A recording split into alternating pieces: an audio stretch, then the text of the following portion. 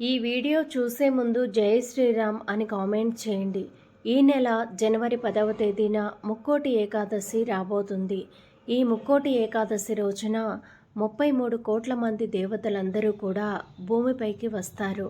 మరి ఇంతటి పవిత్రమైన ముక్కోటి ఏకాదశి రోజున పెళ్ళైన ఆడవారు ప్రతి ఒక్కరూ కూడా గుర్తుపెట్టుకొని ఈ రంగు చీరను కట్టుకోండి.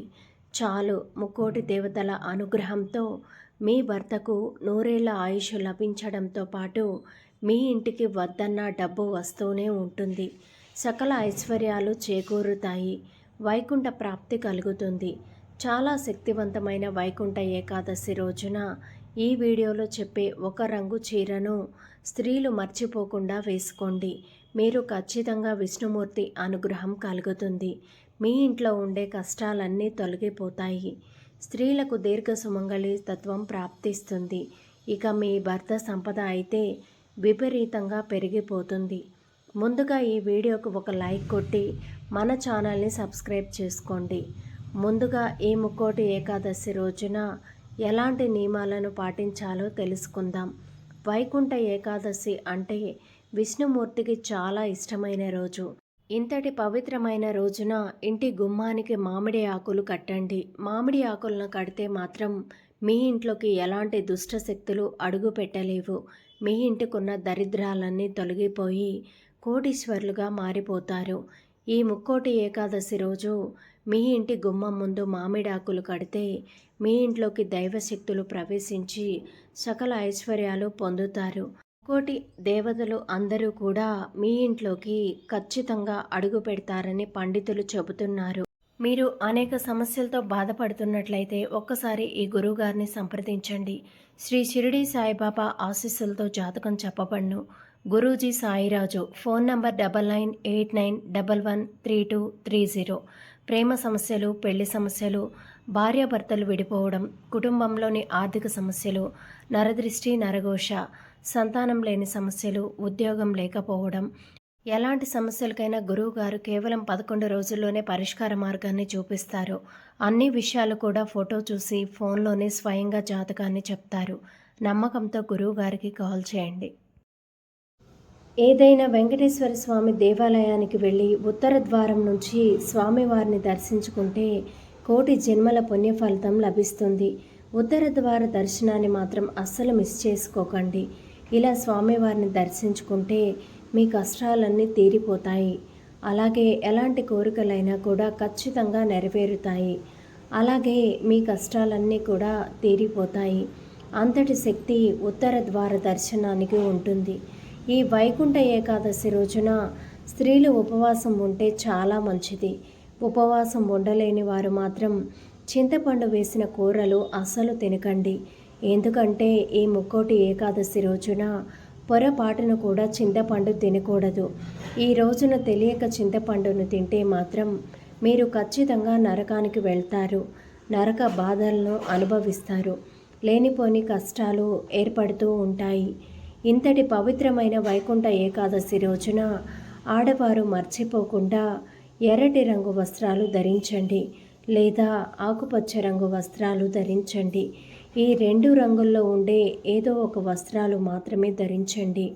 ఇలా ధరించి ఇంట్లో పూజ చేసుకుంటే ముక్కోటి దేవతలు అనుగ్రహం ఖచ్చితంగా లభిస్తుంది. మీ కష్టాలన్నీ కూడా తీరిపోతాయి. ఇక మీ భర్త సంపాదన విపరీతంగా పెరిగిపోతుంది. ఈ రంగు వస్త్రాలు ధరించడం వల్ల మీ ఇంట్లోకి వద్దన్న డబ్బు వస్తూనే ఉంటుంది. ఇక స్త్రీలు వేసుకునే గాజుల విషయంలో కూడా ఈరోజు కొన్ని నియమాలు ఉన్నాయి. ఎరుపు రంగు గాజులు కానీ పసుపు రంగు గాజులు కానీ వేసుకోండి. కాబట్టి ఈ ముక్కోటి ఏకాదశి రోజున ఈ రంగులో ఉండే గాజులను ధరించడం వల్ల లక్ష్మీదేవి సంపూర్ణ అనుగ్రహం కలుగుతుంది. స్త్రీలకు సౌభాగ్యం సిద్ధిస్తుంది. అపార ఐశ్వర్యయోగం కలుగుతుంది. మీ భర్తకు అంతా మంచి జరుగుతుంది. ఈ ముక్కోటి ఏకాదశి రోజున పెళ్ళైన ఆడవారు మర్చిపోకుండా తలలో ఈ రంగు పువ్వులు పెట్టుకోవాలి. ముఖ్యంగా పసుపు రంగు పూలను పెట్టుకుంటే మాత్రం విపరీతమైన ఐశ్వర్యం సిద్ధిస్తుంది. చామంతి పువ్వులు కానీ పసుపు గులాబీ పూలను కానీ తలలో పెట్టుకోండి. ఈ రంగు పూలను తలలో పెట్టుకుంటే ఈ 2025 సంవత్సరం మొత్తం కూడా ఆ విష్ణుదేవుని ఆశీర్వాదంతో అష్టైశ్వర్యాలు లభిస్తాయి. స్త్రీలకు దీర్ఘ సుమంగళి యోగం కలుగుతుంది. తులసి దళాలంటే వెంకటేశ్వర స్వామికి చాలా ఇష్టమైన ఆకులు కాబట్టి ఈ ముక్కోటి ఏకాదశి రోజున మీ పూజ గదిలో ఉన్న వెంకటేశ్వర స్వామి పటం ముందు కొన్ని తులసి ఆకులను పెట్టి పూజ చేయండి. పూజ గదిలో తులసి ఆకులను పెట్టడం వల్ల జన్మ జన్మల పాపాలన్నీ తొలగిపోయి కోటి జన్మల పుణ్యఫలితం లభిస్తుంది. పూజించే తులసి మొక్క నుంచి ఈ రోజున తులసి ఆకులు అస్సలు కోయకూడదు. తులసి చెట్టులో లక్ష్మీదేవి కొలువై ఉంటుంది కాబట్టి ఈ వైకుంఠ ఏకాదశి రోజున అస్సలు మర్చిపోకుండా తులసి మొక్కకు కొన్ని పాలు పోయండి. కోటి ఏకాదశి రోజున ఇలా ఎవరైతే చేస్తారో అలాంటి ఇళ్లలో లక్ష్మీదేవి తిష్ట వేసుకొని కూర్చుంటుంది. అలాగే మీ ఇల్లంతా కూడా సిరి సంపదలు అష్టైశ్వర్యాలతో నిండిపోతుంది. ముక్కోటి ఏకాదశి రోజున దేవాలయానికి వెళ్ళేవారు తప్పకుండా మీ తలపైన శతగోపడం పెట్టించుకోండి. శతగోపడం పైన విష్ణు పాదాలు ఉంటాయి కాబట్టి ఈ ముక్కోటి ఏకాదశి రోజున పూజారులు మన తలపైన శతగోపనం పెడితే మన జాతకంలో ఉన్నటువంటి దురదృష్టం మొత్తం కూడా తొలగిపోయి విష్ణుదేవుని ఆశీర్వాదంతో విపరీతమైన అదృష్టం కలిసి వస్తుంది. ఏ పని చేసినా కూడా పట్టిందల్లా బంగారం అవుతుంది. అలాగే ఈ రోజున మర్చిపోకుండా ప్రతి ఒక్కరూ కూడా తులసి తీర్థాన్ని సేవించాలి. ఈ వైకుంఠ ఏకాదశి రోజున ఏది చేసినా చేయకపోయినా కూడా ఇంటి గుమ్మానికి ఖచ్చితంగా పసుపు రాసి కుంకుమ బొట్లు పెట్టాలి. అలా పెట్టకపోతే మాత్రం మీ ఇంట్లోకి దరిద్ర దేవత అడుగు పెడుతుంది. దరిద్ర దేవత నివసించే ఇళ్లలో ఎప్పుడూ కూడా కష్టాలే ఉంటాయి.